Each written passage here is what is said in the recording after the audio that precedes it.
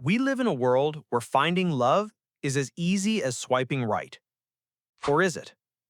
Dating apps promised us convenience, connection, compatibility. It was a promise of a simple solution to the age-old problem of human connection. But what if the very technology designed to help us find love is actually destroying it?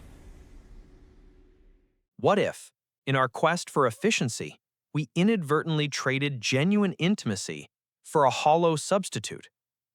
What if the more we connect, the lonelier we become? Because here's the uncomfortable truth.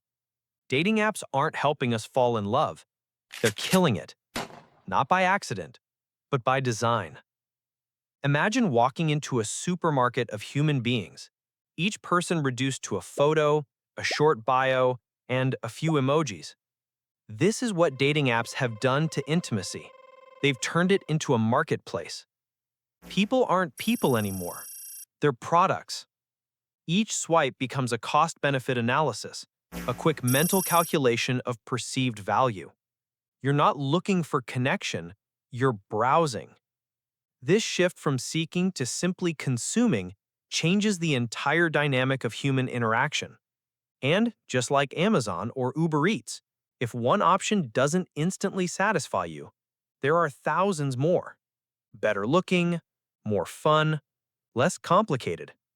And let's be honest, dating apps profit from that cycle. They don't want you to find love. They want you to keep swiping. Love has been gamified, and the game is rigged. The swipe function prioritizes looks over substance, not personality, not values, just surface.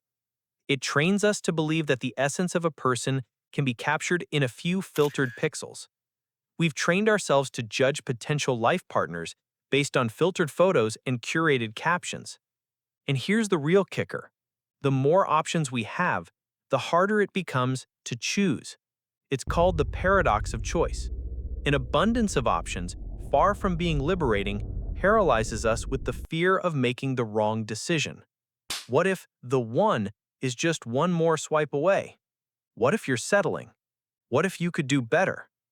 This constant second-guessing doesn't just keep in love, it makes real connection feel impossible. Dating used to require effort, vulnerability, investment. Now, it's about instant gratification and easy exits. The friction that once strengthened bonds, the courage to ask someone out, the risk of rejection, has been replaced by a frictionless, disposable experience. We're living in an age of situationships, ghosting, and emotional unavailability, and it's no accident.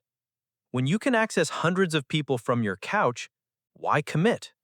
Why face conflict when you can just delete, block, and replace? We've normalized a culture of avoidance, avoidance of intimacy, avoidance of responsibility, avoidance of connection. And when people become disposable, love becomes impossible. Modern dating isn't about building something meaningful. It's about sampling, not about love, but convenience. And behind every fun swipe, there's a real emotional cost.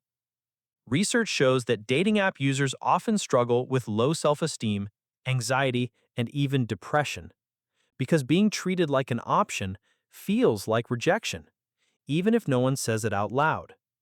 But it leaves people confused, insecure, and questioning their worth. Endless swiping leads to compulsive behavior, fear of missing out, fear of choosing wrong, fear of vulnerability. And when we replace real human interaction with screen-based validation, something breaks. The subtle cues of body language, the shared moment of a real laugh, the unedited nature of a face-to-face conversation, these are lost to the digital void. We lose empathy, we lose connection, we lose the ability to truly be seen. Now let's be fair. Yes, dating apps have helped people meet. Some even find long-term love. They've increased accessibility, especially for LGBTQ+ users and those outside major cities. And sure, an app is just a tool. These success stories, while real, often stand as a testament to the user's persistence and effort, not necessarily the app's core design. But here's the thing.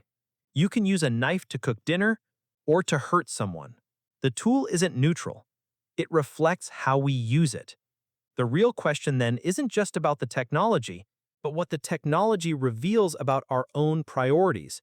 And right now, we're using dating apps to avoid intimacy, not to create it. Dating apps were supposed to bring us closer. Instead, they've made love feel like a transaction. We're swiping past soulmates, ghosting real people, and calling loneliness freedom. So the question isn't whether dating apps work, it's what they're teaching us about love. Have dating apps made your love life better or just more exhausting? Let's talk about it. Drop your experience in the comments. Have you felt stuck in the swipe cycle? Ever been ghosted, breadcrumbed, or trapped in a situationship? If you can relate to this, like the video. And don't forget to subscribe for more honest takes like this one. Because if love is going to survive in the digital age, we need to rethink how we're looking for it.